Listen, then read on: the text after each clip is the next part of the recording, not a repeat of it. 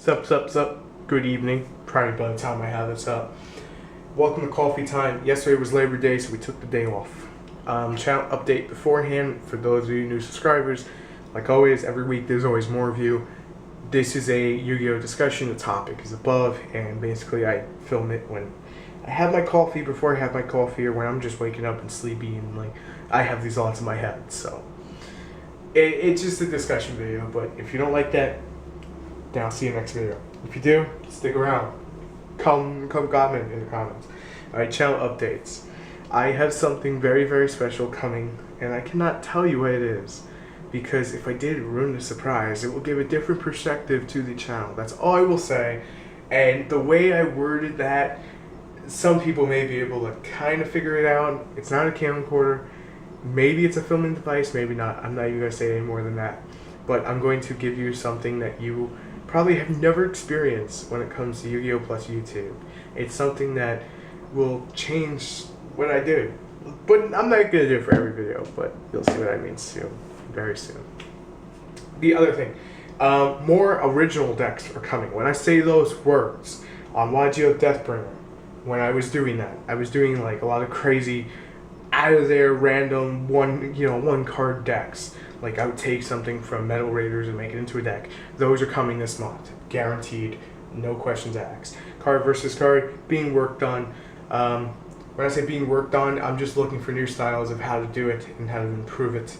And I pretty much figured it out, so it's going to be worked on too. So that'll all be done this month, by the end of the month. And Greg's going to have 10 openings tomorrow, and Blue Eyes deck will be next Friday. And then, like 2 weeks after the Blue Eyes deck is that Monster Boxing with the 9 booster packs. It's like a giant special edition. We'll probably be opening that on the council too. Why do we open tins? Because so you guys can see the promos and stuff. That's all we really do it for, and see how bad the pool ratios are. Alright, on to today's topic, which is above. Let's get to it. Little cutaway, it's cool, because I wanted to restart the timer. So, today's topic is, does Konami care about the competitive scene? This will include OCG, so if you're not part of OCG or you are part of OCG, welcome to it. I'm both universes. When I say both universes, let me make this clear. I play America and I play Japan. I play in Japan, I play in America. Is that, okay, that makes sense now, okay? Great. Because I travel a lot. So, let's start with the TCG. TCG Pros. Great ban list for the TCG player base. When I say those words, I don't like that Heavy Storm is gone. I don't like all the random hits like Soul Train and Thunder King. Those are cards that basically scream, hey, we want to move booster packs, but the TCG market's stubborn. Don't take offense, guys. So we gotta force it like down their throats by banning all this stuff. Guess what? Soul Drain's at 1, that's fine. We have Necro Valley. We don't need your new crap. Guess what? Thunder King's at 1, that's where they try to sell you mistake. It's an actual card from Shadow Specters, which I'll be covering later this month in set previews and reviews, part 1. Part 2 is the TCG and OCG parts.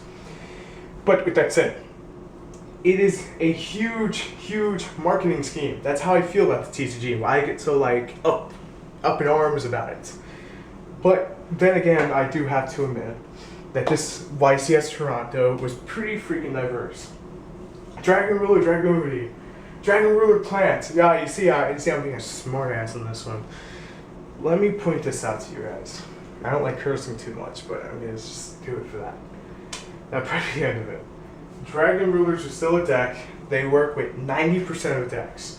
The other 10% are either light or dark or chaos.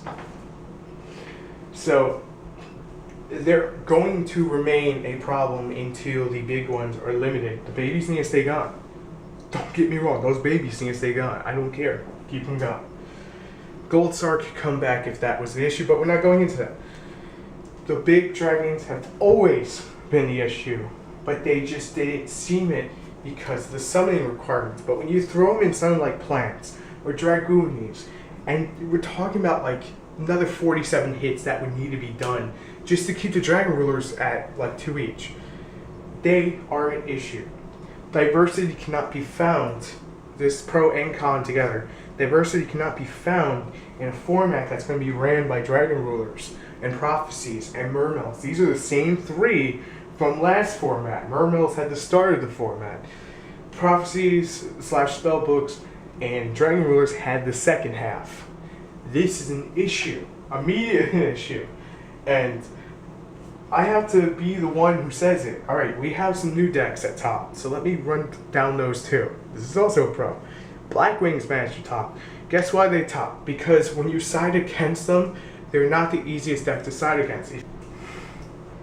The only thing that's really going to hurt them is, I can't even remember, God's sakes, like Messenger Piece or stuff, Remind Drain. You got to watch those Colludes. They're swift. They stand on one monster.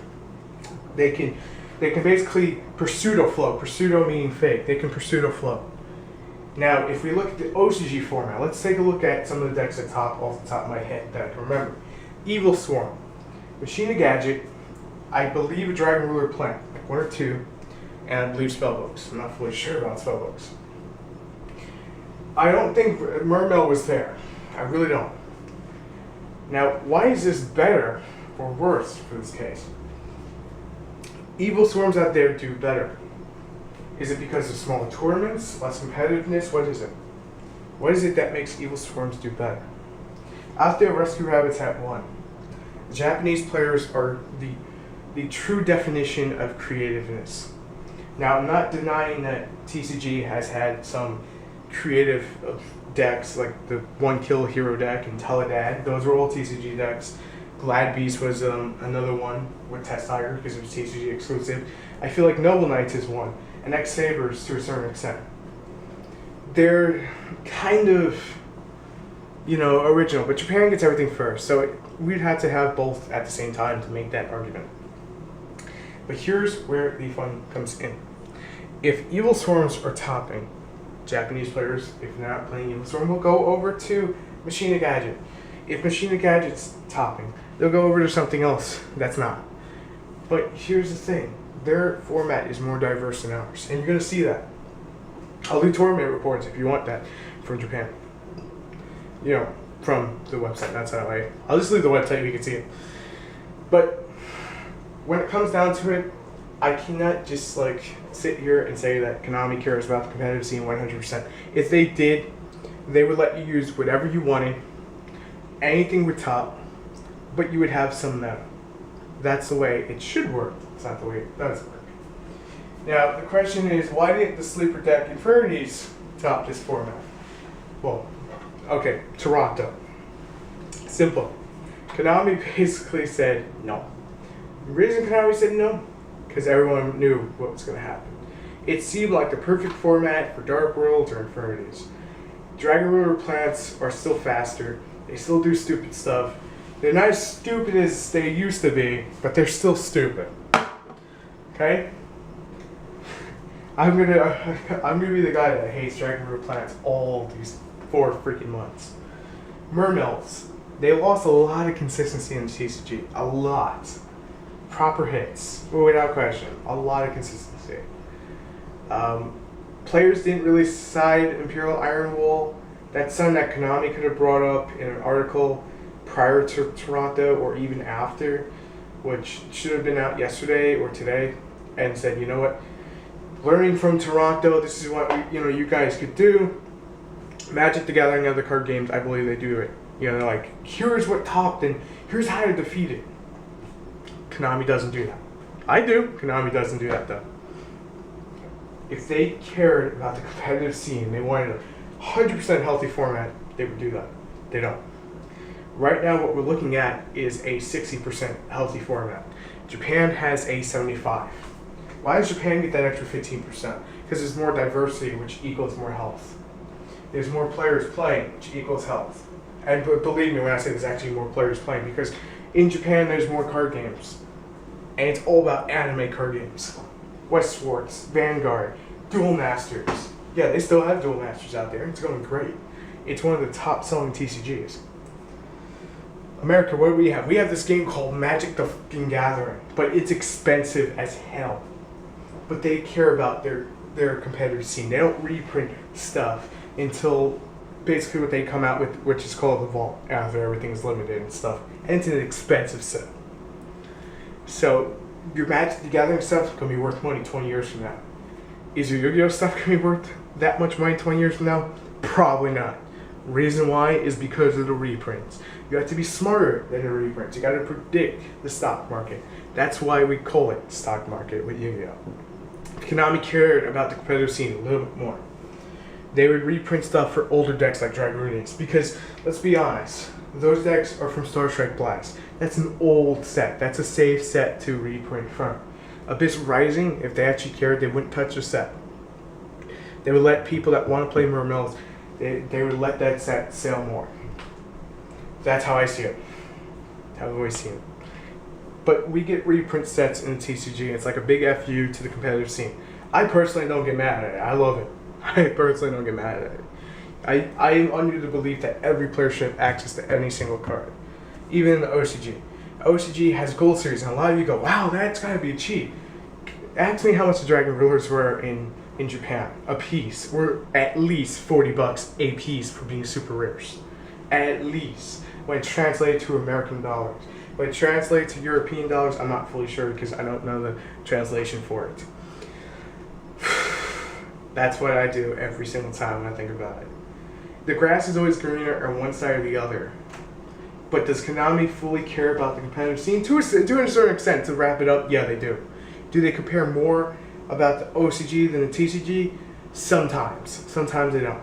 It's back and forth.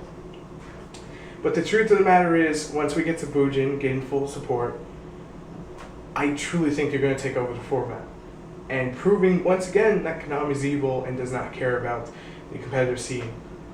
Not today, not tomorrow, not for a while. And that's it for Coffee Time. If you like what you saw, make sure to subscribe. If you have any comments, leave them down below and I will answer them. We will have the discussion. If you have any comments, leave them down below. It got a little bit cut off, so I'm just leaving that there. So we'll see you next video. Peace.